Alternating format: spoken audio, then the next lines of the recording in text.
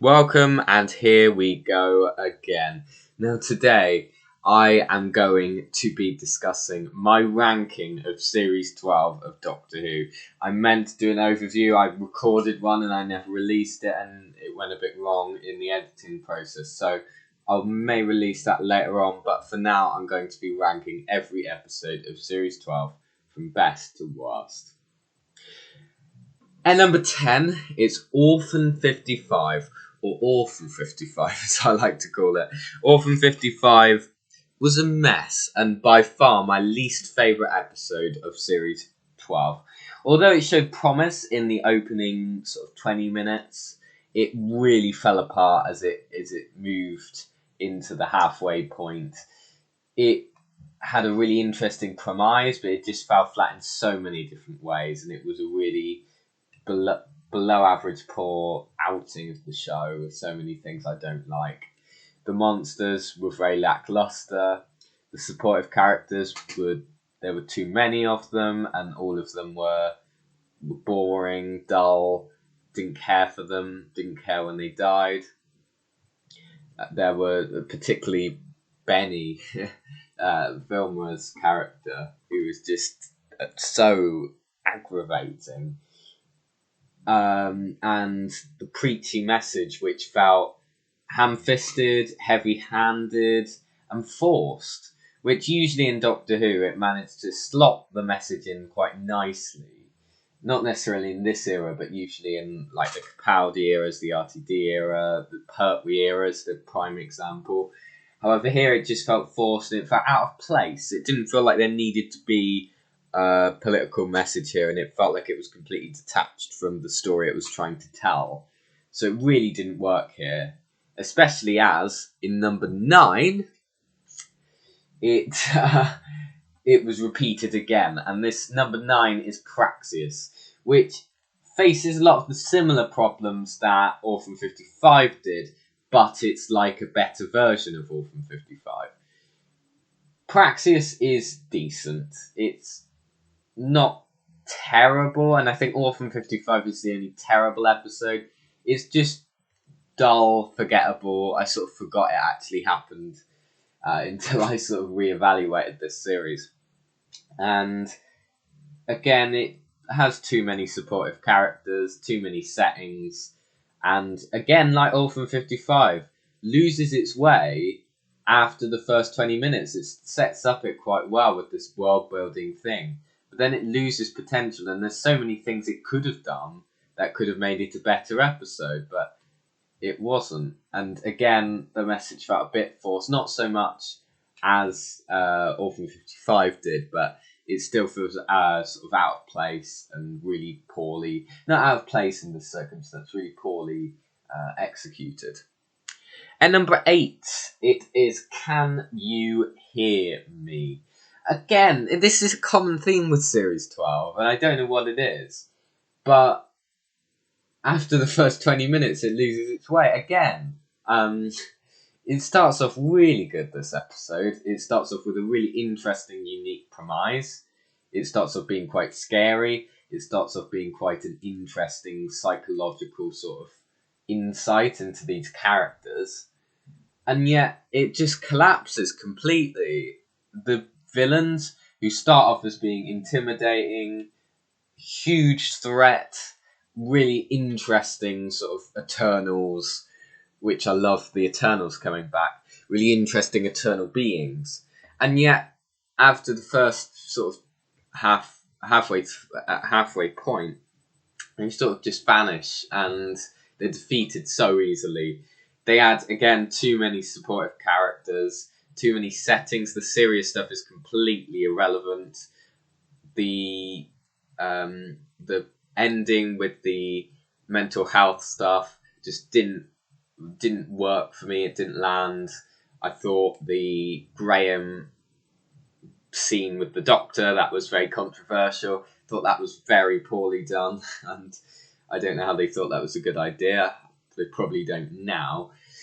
And the Yaz scenes, although they were well done, I guess, they just didn't feel like they felt like a part of the episode, really. They didn't feel like it matched with the tone that the episode was trying to go for in its premise. And because I don't care about Yaz, it just didn't really work for me. So Can You Hear Me's number 8. And I think the bottom 3 of the series are all very lackluster, really. And it's not a great few episodes there. And number 7, we move into the good stuff. And it's Nikola Tesla's Night of Terror. I wasn't sure about this one when I first watched it, and I haven't rewatched it. But when I think back on it, it really works as an episode. It has everything you want from a sort of filler episode of Doctor Who, if you like, one that doesn't have story arc stuff or returning monsters or whatever. It isn't perfect. It isn't like a brilliant episode of Doctor Who. It is mediocre, but it is thoroughly enjoyable, and it's one of the more enjoyable episodes of the Chibnall era. It's got a great performance from Goran Vishnik as Nikola Tesla. It's got a great cast. It's got a really accurate portrayal of that historical period.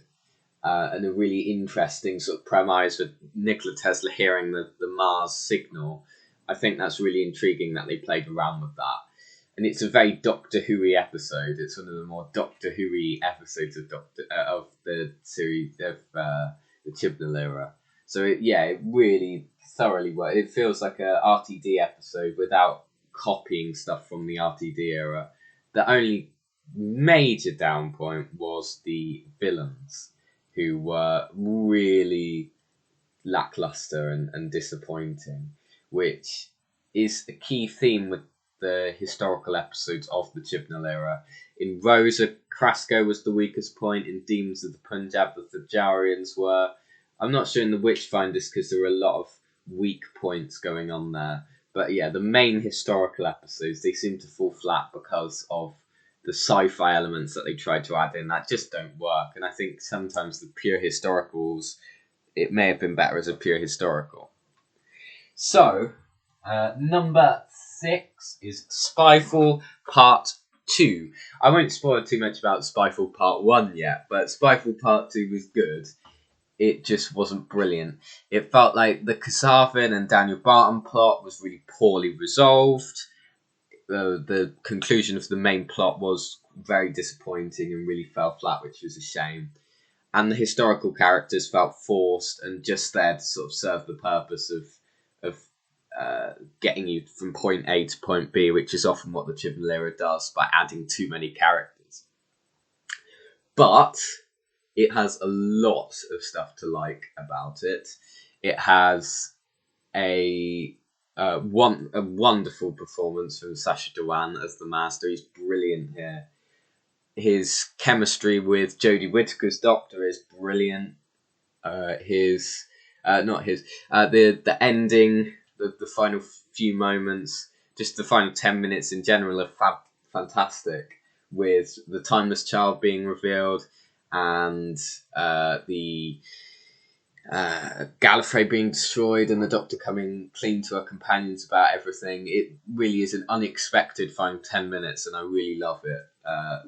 The final few moments, and there's a lot of stuff to like, but it doesn't work all the way through. Not everything works here, but a lot of it does. So yeah, I really like Spyfall Part 2. And number 5 is Ascension of the Cybermen. Ascension of the Cybermen is one that is enjoyable. Like Spyfall Part 2, it's not perfect. I think it's the other way around. I think it's mainly set up. There's not really much going on in terms of new stuff or interesting stuff going on that we haven't seen, but it's very enjoyable. It executes the Cybermen really well. Jodie's good in it again, as she was in the whole series. The whole Cyber Wars concept is interesting. The Brandon stuff is really intriguing, and the cliffhanger's great. So yeah, it's a pretty solid episode of Doctor Who. Again, not brilliant. I think there's a lot of stuff which wasn't paid off in it that could have been. And again, too many side characters and a bit of messy start. But overall, it's good. Number 4 is Spyfall Part 1, the series opener of Series 12.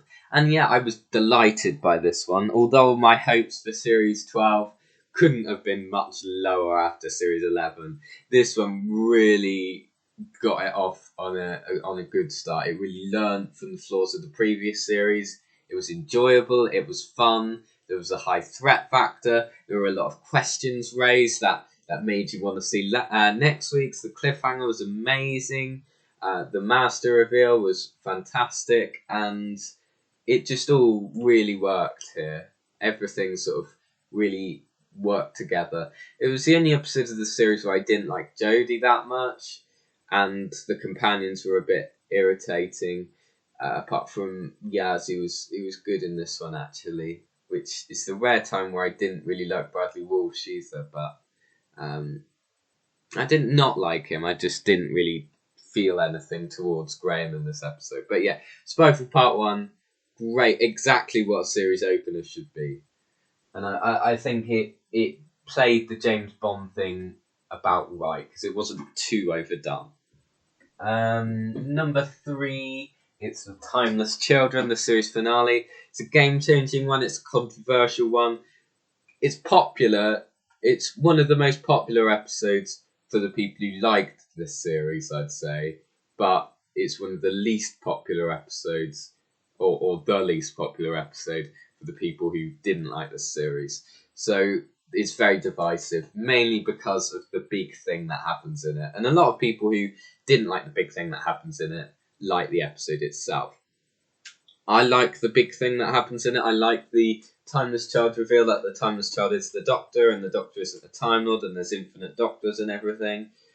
Again, it's not perfect. Nothing in the Chibnall era is usually, but it's really good. It's a fantastic finale.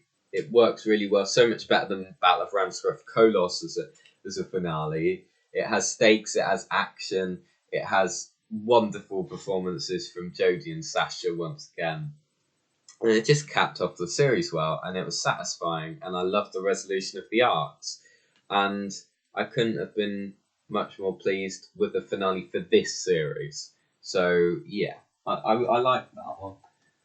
Number 2, it's Fugitive of the Judoon. You may be surprised to hear that that's number 2, but the Fugitive of the Judoon was the one I had the best experience watching when I watched it. I haven't rewatched it partly because I don't want to taint my viewing, but partly because I'm gonna rewatch them all anyway.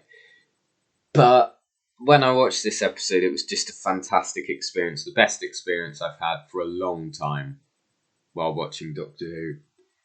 It made me so excited, both for the things that were happening in the episode, the shocks, the surprises, the twists, the turns, which there were plenty of, and for the future of the show, because there was a lot of really interesting stuff going on here. Again, questions are raised. And the episode's good right from the start, even before you get into the twists and turns. The Judoon are really well done. It's really nice to see them back. And it feels very joyful, it feels very energetic, it feels very confident and ambitious from the start. And then you get Captain Jack coming back, which was just one of the most fantastic moments in terms of reaction that I had towards it. I was very excited when I saw that. Like, very excited, because I didn't see that coming. I'd heard that there was a return, but I didn't know it would be him. It's surprising. The Ruth Doctor and Jack's reveal isn't as good at the moment because he hasn't come back into it, and it sort of feels like pointless fan service at the moment. But hopefully his return is made valuable again. And the ending with not the ending, the scene where Ruth is revealed, the whole Ruth Doctor throughout the episode. Jo Martin is incredible as the Doctor. Her chemistry with Jodie is fantastic. The reveal itself is just perfection in so many ways, and everything just falls into place really nicely, and it was such a brilliant experience. I'd say the best experience I've had watching an episode in terms of shocks since Name of the Doctor, Day of the Doctor probably because of the Tom Baker reveal. So yeah, it was fantastic. Haunting of Villa Diodati is at number 1 if you've been paying attention, and here's why. It is a better episode than Fugitive of the Jardine in terms of being an episode.